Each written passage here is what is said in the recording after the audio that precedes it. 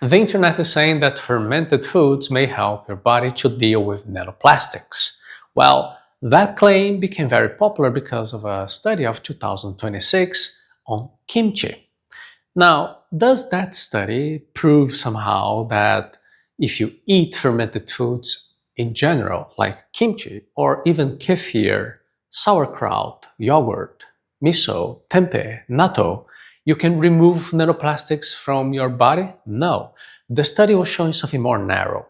One specific bacterium, isolated from kimchi, can stick to nanoplastics in lab conditions and helped germ-free mice excrete that nanoplastic in their feces. That difference matters. If a plastic particle is still in your digestion, in your intestine, there may be ways to reduce the absorption and help that particle leave through stool. But if a plastic particle has already crossed your intestinal wall and entered your bloodstream, the kimchi bacterium cannot go to your liver or your kidneys or even your brain and pull that particle out. The real lesson here is not that you can eat kimchi and detox plastic. The real lesson is that your gut is one of the final places where you can still reduce how much nanoplastic gets absorbed. So today you will learn what the study actually showed, why your intestinal wall matters, and what can you do to reduce nanoplastic exposure before your gut has to deal with that problem. The first thing to know is that kimchi did not remove nanoplastics. One specific bacterium that can sometimes be found in kimchi was attaching to nanoplastics. That's the key distinction here from the headline that you sometimes see.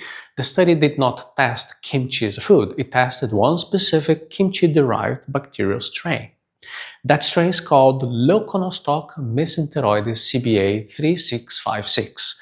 A strain is a specific bacterium, specific version of a bacterium. Two bacteria can belong to the same species and still behave very differently.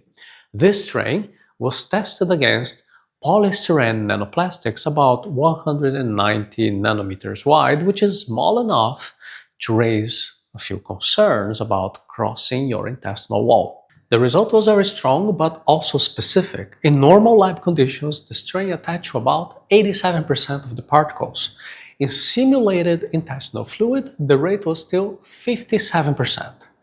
If you compare that with other bacteria, it would be dropping to 3%, and some other strains 10 to 70%, so it's very nice. But this is not like a kimchi removing plastic from your body situation. It's one strain, one mechanism, and one very early finding. The bacterium did not destroy plastic. The bacterium stuck to plastic and helped to carry that plastic out. The technical word here is biosorption.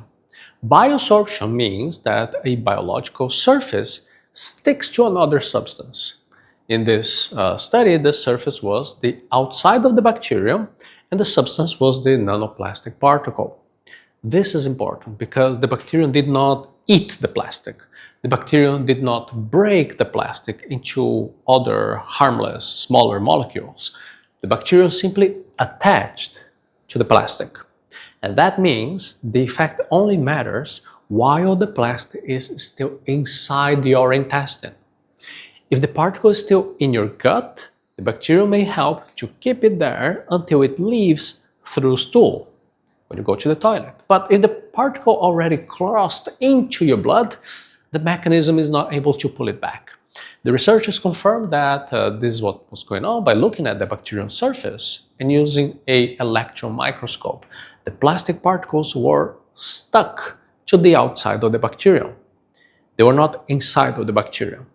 So the bacterium worked like a sticky carrier, not like a plastic digesting machine. In mice, this helped to move more plastic out through the feces, but those particles were still inside of the gut. Once nanoplastics cross the gut wall, food is no longer the same kind of a defense that you can expect. Your gut wall is a thin barrier between the inside of your intestine and the rest of your body. Nutrients can pass through this barrier and enter the blood. Other substances should stay inside your intestine and leave through stool. Nanoplastics are extremely small, and they can cross the intestinal barrier. And once that happens, the particles are no longer just inside your digestive tract. They may travel through the blood, they can reach other tissues, going to your brain, to your lungs, to your liver. That is the key point. The gut is one of the last places where you can still reduce the absorption. If a plastic particle is still inside your intestine, the particle can still leave through stool. But if the particle has already crossed into the blood, fermented food will not pull it back. If you want a careful breakdown of health science without the hype, you can come here and subscribe to the NatoGood channel for more content. What happens in your gut may be different from what happens to the gut of a mouse. This study here was using germ-free mice, which have no other normal gut microbes. And the study is showing one bacterium in isolation. But your gut already has trillions of microbes. They're all competing for space and resources. That 55% binding rate, it came from a controlled intestinal simulation. It was not a human trial. In real people, the effect could be very different, could be lower, could be temporary. And there is one more reason for us to be careful. You should not assume that any random jar of kimchi will contain that particular strain, at least not in a useful amount. Traditional kimchi may contain many lactic acid bacteria. Lactic acid bacteria are microbes that help to ferment foods and create that sour taste in the foods like kimchi, sauerkraut, yogurt, kefir. But the exact species and the amounts, they vary. From one product to the other, they could be quite different. So the results can change depending on the recipe, fermentation time, region, storage, and whether or not that product was pasteurized. Pasteurization is that heat treatment that is used to kill microbes. Believe it or not, some of these are pasteurized. So they make food safer, more stable, but also kills the live cultures. So if the kimchi product has been heat treated, the live bacterial mechanism from that study cannot work in the same way.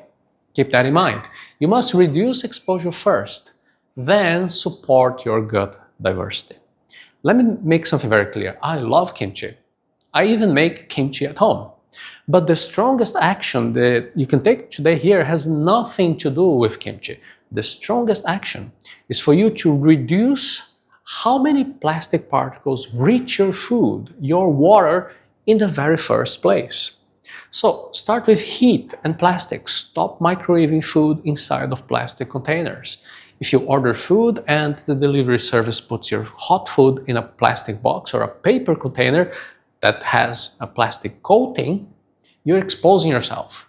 So what can do? Use glass, ceramic, stainless steel for your hot food, for your hot drinks every time when you can. Avoid drinking hot coffee or hot tea from disposable plastic-lined cups.